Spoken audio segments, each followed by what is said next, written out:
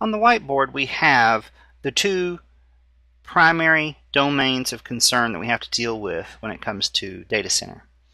We have LANs, local area networks, and we have SANs, storage area networks.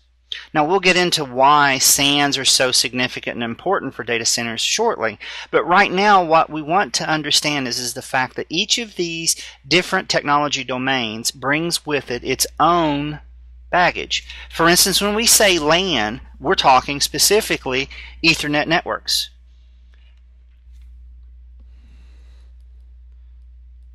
When we talk about storage area network, we're talking about SCSI interfaces, or we're talking about fiber channel specifically, and more often than not we're talking about fiber channel. But we have to look at these technologies and understand that they are not standalone. For instance, I may have servers inside of my LAN, so let's just draw a server here. And my server has got to be connected to switches to get out and to do things. And if this server is, for instance, like a blade server where we have virtualization going on, let's say we're running a hypervisor here, it has a direct need to communicate with some type of storage device. Now that could be a locally installed hard drive, but that's not going to work very well for us from the point of view of a data center. Or it could be a network attached storage device, a NAS. Or it could, and more often will be, associated with a storage area network. So this server also has to have connectivity into the storage area networking area. So that means, for instance, we're going to have a network card, and we're going to have a host bus adapter. We're going to have fiber channel cabling. We're going to have Ethernet cabling. We're going to have our network guys maintain our network side, and we're going to typically have our storage guys. More often than not, that's going to be contracted out, but it's still an expense.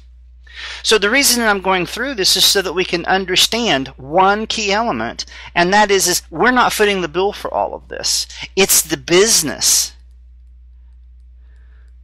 that's paying for all of these technologies. And every business that's properly run is going to be concerned about two factors.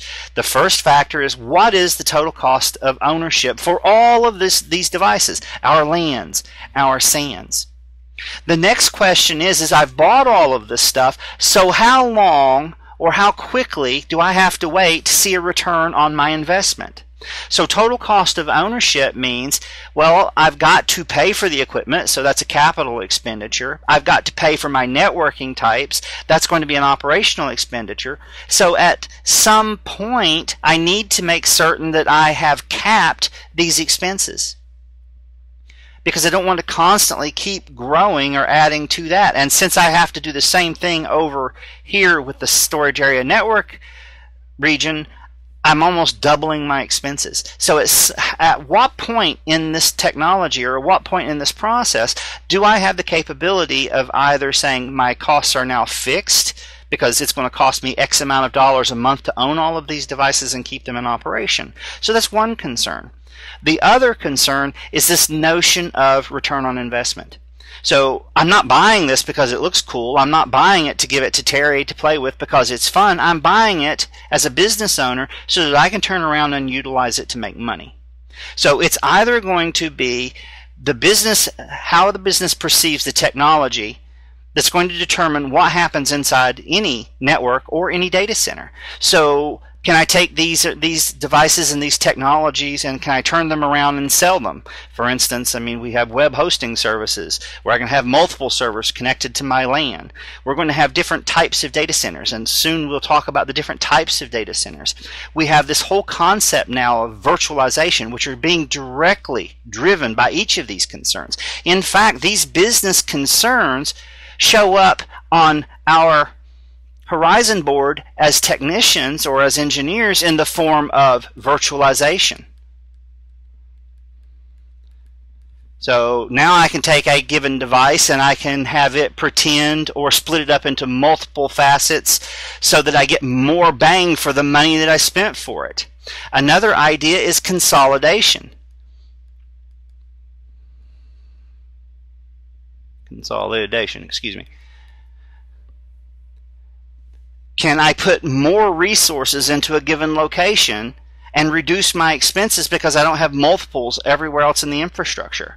And if I do have to grow geographically, that takes us to my third concern, which is mobility. Do I have the capability in my data center to move resources from one side of our topology to the other? And by that I'm talking like across the globe. For instance, a data center operating here in Virginia or a data center operating in Great Britain. Do I have the capability of moving assets across my infrastructure that I'm paying for from site A to site B? So the net effect of all of this is that these driving forces, this, for instance, total cost of ownership and this return on investment, has pushed the business entities to turn to the vendors and look for solutions that are going to allow us to unify as much of this stuff as humanly possible. And that's what's happening. If we were to look at this from, again, from like a 30,000 foot view and realize that over time these concerns are driving our lands and our sands closer together, such that now, today, at this particular instance, they're not 100% merged. A perfect example of 100% merged, or as close as humanly possible, it would be, for instance, voice. I mean, now in the enterprise, when you see a LAN, you expect to see voice. Voice over IP.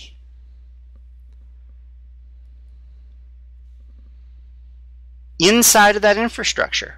So now what's happening is these same concerns that drove the LAN and the telephone network into one infrastructure is now driving our LANs and our SANs as close as humanly possible.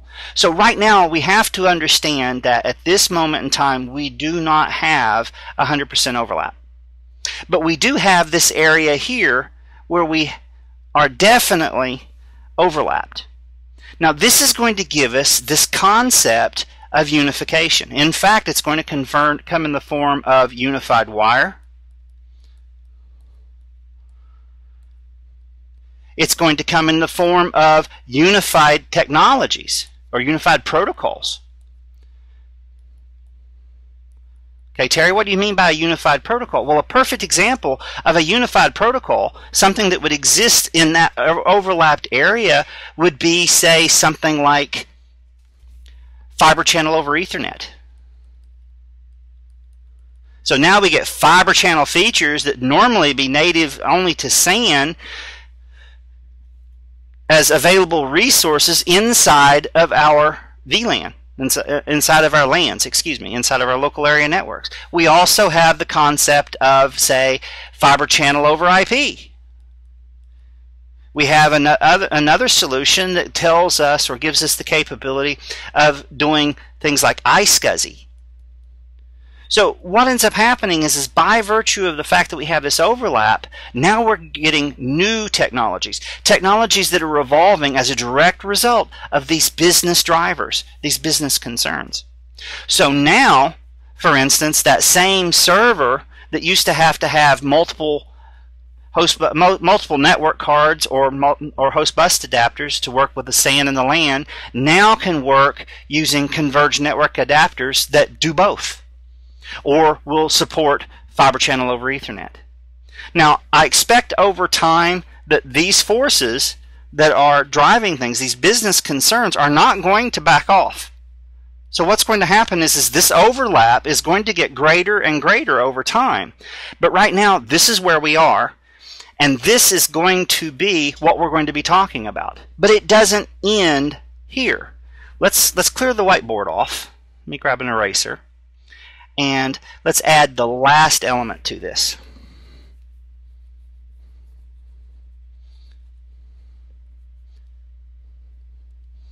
I'm going to go ahead and remove the arrows, just buy myself some room.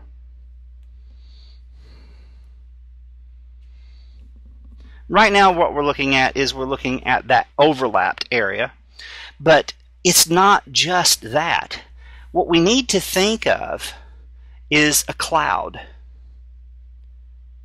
A cloud that embraces our land and our sand and these new technologies that are being born out of this overlap. Because not only do we now have the capability of seeing unified communication, we now have different technologies, features, and capabilities that have been made available by virtue of the fact that these particular technology domains have come together. For instance, now we have technologies like Trill. We have technologies like Fabric Path, excuse me. We have OTV, Overlay Transport Virtualization. We have MPLS, Multi-Protocol Label Switching. We have, again, these technologies that we mentioned previously, Fiber Channel over Ethernet. We have Fiber Channel Initiation Protocol, FIP. We have our Layer 3 routing protocols. We have our Layer 2 technologies, protocols, like Spanning Tree, for instance. Spanning Tree Protocol. So everything encompassed by this cloud is what we are going to be calling Cisco Unified Fabric.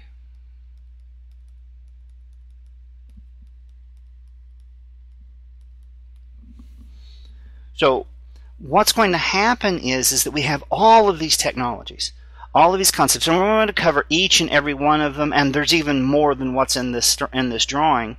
But the idea here is that we're now looking at the fact that we have all of these moving parts. So in order for us to try to better understand what's happening with regard to this type of technology and this type of topology, we need to impose some kind of order. Now, Cisco is absolutely famous for trying to make everything they do hierarchical by design. So hierarchical design gives us the ability to do better fault isolation, better communication, better orientation, better recovery, better convergence. So data centers are going to be no different. So this Cisco Unified Fabric that we're going to be talking about is created through the use of technologies and devices. We're going to be talking about the switches, for instance, that are illustrated later on. We'll be talking about the Nexus series switches. So we're going to be talking about the 7000, the 5000, the 5500. We're going to talk about fabric extenders, which we haven't even mentioned in this drawing. And it's going to be very important for us to be able to understand where each of these individual devices and technologies can, should, or will be applied in a real data center. So in order to try to impose some kind of order on this cloud, we'll discover very quickly this hierarchical design approach where we're going to break it up into 3 layers. Layer 1 is going to be the access layer. Now at the access layer, that's going to be where we see the majority of our users and devices like servers, things along those lines that are going to be allowed access to the network. We're also going to find that this is where we're going to do things like QoS boundaries, security boundaries.